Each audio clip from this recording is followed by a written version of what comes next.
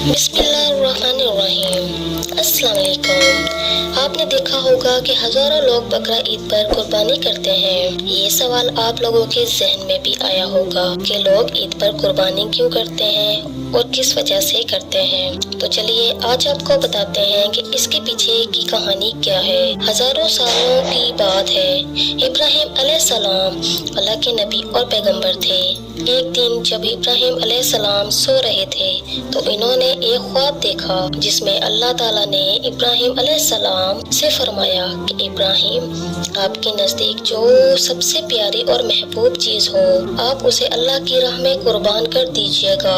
अब यहाँ आपको बता दूं कि अल्लाह अपने बंदों का खास तौर पर नबियों का इम्तिहान लेता है, ये देखने के लिए कि इंसान अल्लाह ताला से ज्यादा मोहब्बत करता है या अल्लाह के दिए हुए तोहफों से ज्यादा मोहब्बत करता है। नबी और पैगंबर सच्चे होते थे। वो जो भी ख्वाब में देखते थे वो अल्लाह का हुक्म होता था। हर ख्वाब देखने के बाद इब्राहिम अलैहिस्सलाम ने अपने ऊँटों के जठे में से 100 ऊँट कुर्बान कर दिए। हजरत इब्राहिम अलैहिस्सलाम ने सोचा जो अल्लाह ने इन्हें हुक्म दिया था वो पूरा हो गया, पर जब रात को वो सोए उन्हें फिर से वही ख्वाब आया। इसलिए इब्राहिम अलैहिस्सलाम ने अगले दिन 200 ऊँट अल्लाह की राह में कुर्बान कर दिए। लेकिन अगली रात फिर से इन्हें यही ख्वाब आया जिसमें अल्लाह ताला ने इनसे इनकी सबसे पसंदीदा चीज कुर्बान करने का हुक्म दिया। इब्राहिम अलैहिस्सलाम सोच में पड़ गए, आखिर अल्लाह इनसे किस चीज की कुर्बानी चाहते हैं। फिर उन्होंने सोचा इस दुनिया में सबसे अजीज चीज मेरे लिए मेरा बेटा इस्माइल है। आपको बता दूं, हजरत इब्राहिम अलैहिस्सलाम को पूरी जिंदगी दुआएं मांगने के बाद 80 साल की उम्र में औलाद हुई थी और वो थे इनके बेटे इस्माइल जो इन्हें बहुत ज्यादा अजीज और महबूब थे। अब इब्राहिम अलैहिस्सलाम समझ चुके थे कि दरअसल अल्लाह ताला ने इनसे इनके बेटे की कुर्बानी मांगी है। अल्लाह ये देखना चाहता है इब्राहिम अलैहिस्सलाम अपने बेटे से ज्यादा मोहब्बत करते हैं या अल्लाह से। इब्राहिम अलैहिस्सलाम की ये बहुत बड़ा इम्तिहान था। अगले दिन इब्राहिम अलैहिस्सलाम उठे और अपनी बीवी हाजरा से कहा, हमारे बेटे इस्माइल को नहला कर अच्छी तरह तैयार कर दीजिए।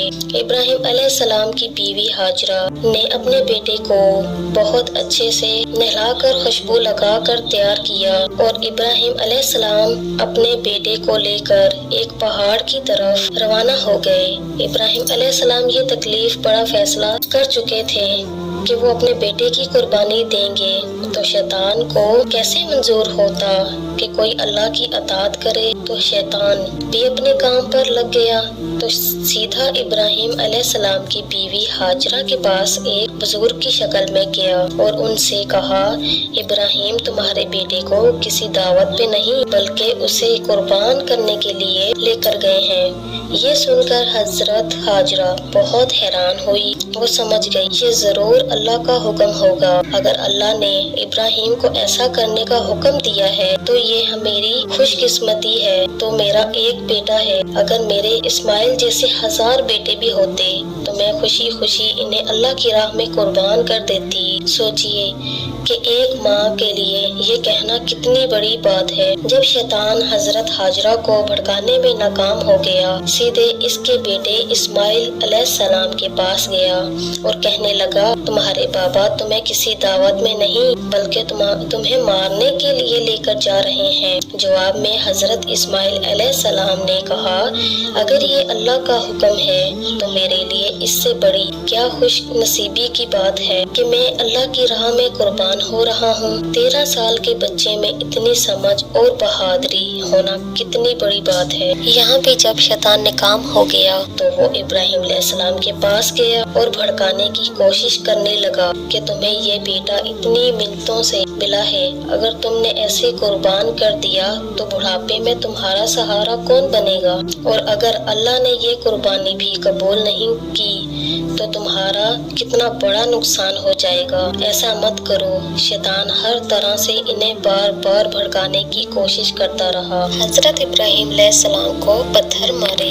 यही वजह है कि जब लोग हज पर जाते हैं तो शैतान को आज भी कंकरी मारते हैं, और ये हज के अहम अरकानों में से एक है। शैतान के जाने के बाद इब्राहिम अलैहिस्सलाम ने अपने बेटे को सारी बात बताई। इस्माइल अलैहिस्सलाम ने फरमाया कि बाबा, अगर ये अल्लाह का हुक्म है तो मुझे ये मंजूर है। आप बस मेरे हाथ पैर बांध दीजिए और अपनी आँखों पर भी पट्टी बांध लीजिए, ताकि आप जब मेरी गर्दन पर छुरी चलाएं तो आपको तकलीफ ना हो और आप ये करने से मुकर ना जाएं। बस फिर इब्राहिम अलैहिस्सलाम ने अपने बेटे के हाथ पैर बांध दी और अपनी आँखों पर पट्टी बांधी, और जब उन्होंने अपने बेटे इस्माइल अलैहिस्सलाम की गर्दन पर छुरी चलाई तो एक जानवर की आवाज सुनकर हैरान हो गए। उन्होंने जब आंखों से पट्टी खोली तो एक दुम्बा ज़िबा हुआ था और इस्माइल अलैहिस्सलाम उनके पास खड़े मुस्कुरा रहे थे। तब आसमान से अल्लाह ने इब्राहिम अलैहिस्सलाम से फरमाया, इब्राहिम, आप इम्तिहान में कामयाब हो गए। हम आपकी ये कुर्बानी कबूल की।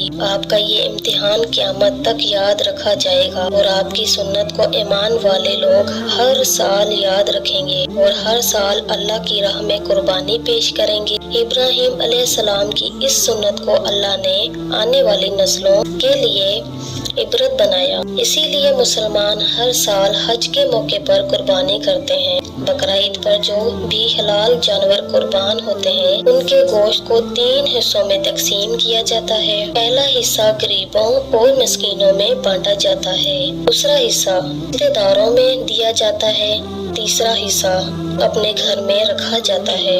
तो ये पता होना चाहिए कि ईद के मौके पर गरीब लोग साल भर इंतजार करते हैं। ये साल का इकलौता मौका होता है जब इन्हें गोश्त खाना नसीब होता है। जी दोस्तों, उम्मीद करती हूँ कि आज की आपको मेरी वीडियो पसंद आई होगी। अगर आप मेरे चैनल पर न्यू हैं तो प्लीज़ सब्सक्राइब कीजिए और बेल आइकन को प्रेस कर दीजिए, ताकि मेरी तमाम आने वाली वीडियोस आप तक पहले पहुँच सके। अगली वीडियो के लिए मुझे इजाज़त दें। अल्लाह हाफिज़।